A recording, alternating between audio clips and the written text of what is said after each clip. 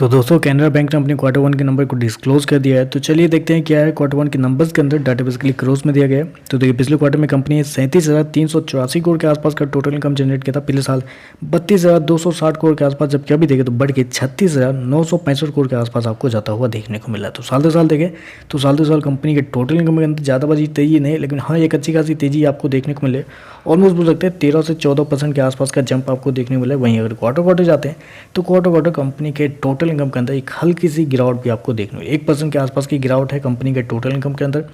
Interest income की बात कर लेते हैं तो देखिए पिछले क्वार्टर में 29,286 को जनरेट किए थे, पिछले साल 25,450 को, जबकि अभी देखें तो 29,172 करोड़ के आसपास आपको देखने को। तो यहाँ पे देखें तो साल दर साल तो बढ़ता हुआ देखने को मिला है, लेकिन आई थिंक पहली बार ऐसा देखने को मिल रहा है कि कंपनी का इंटरेस्ट इनकम आपको क्वार्टर गिरता हुआ देखने को मिला है। हल्का सा गिरा है, लेकिन ज़्यादा नहीं गिरा है, लेकिन हल्का सा गिरता हुआ देखने को मिल रहा है।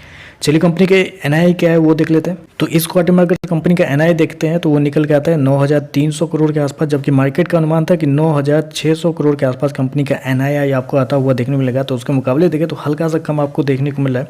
चलिए कंपनी के खर्चे क्या है वो देख लेते हैं। तो देखिए पिछले क्वार्टर की बात करें तो पिछले क्वार्टर में कंपनी के खर्चे 29,940 करोड़ के आसपास, पिछले साल 24,606 करोड़, जबकि अभी देखें तो कंपनी का जो खर्च है 29,261 करोड़ के आसपास आपको देखने को मिला। तो कंपनी खर्चे देखें तो कंपनी खर्चे ऑन एन एवरेज कंट्रोल में ही देखने को मिले। प्रोविजन की बात करते हैं तो देखिए पिछले क्वार्टर में 2,483 करोड़ खर्च किए थे, पिछले साल 2,719 करोड़, जबकि एक अच्छी बात है कि इस क्वार्टर में कंपनी का जो प्रोविजन है वो आपको कम होता हुआ देखने को मिला। 2,282 करोड़ के आसपास ही आपको देखने को मिला। तो कंपनी का प्रोविजन जो है वो आपको क्वार्टर साल दर साल कम होता हुआ देखने को मिला, जो कि एक अच्छी बात है।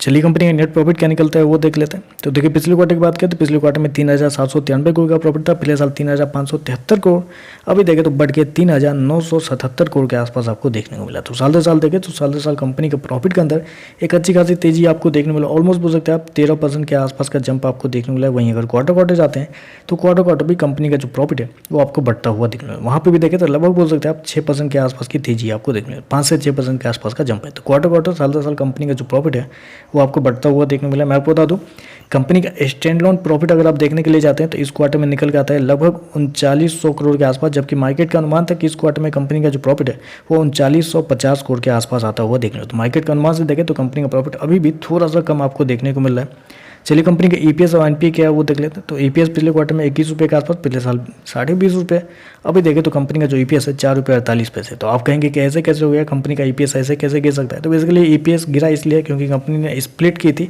1:5 के रेशो में कंपनी स्प्लिट की थी, इसकी वजह से ईपीएस आपको गिरता हुआ देखने को मिला है। एडजस्ट कीजिएगा तो आपको ईपीएस बढ़ता हुआ ही देखने को मिलेगा। चलिए कंपनी के एनपीए क्या है वो देख लेते हैं।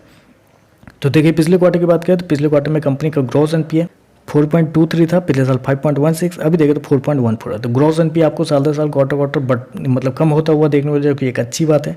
नेट एनपीए 1.57 से गिर के 1.24 के आसपास आता हुआ देखने को मिला, जबकि पिछले क्वार्टर में 1.27 के आसपास। तो मेरे हिसाब से अभी तक जितने भी कंपनी के नंबर आए, बैंकिंग सेक्टर की मैं बात कर रहा, जितने भी कंपनी के नंबर आए उसमें सबसे अच्छे नंबर अगर आप बोले तो मेरे हिसाब से कैनरा बैंक के ही आप कर सकते हैं, क्योंकि कंपनी का एनआई देखें तो मतलब ठीक है, जितना मार्केट को चाहिए था उसके आसपास ही है।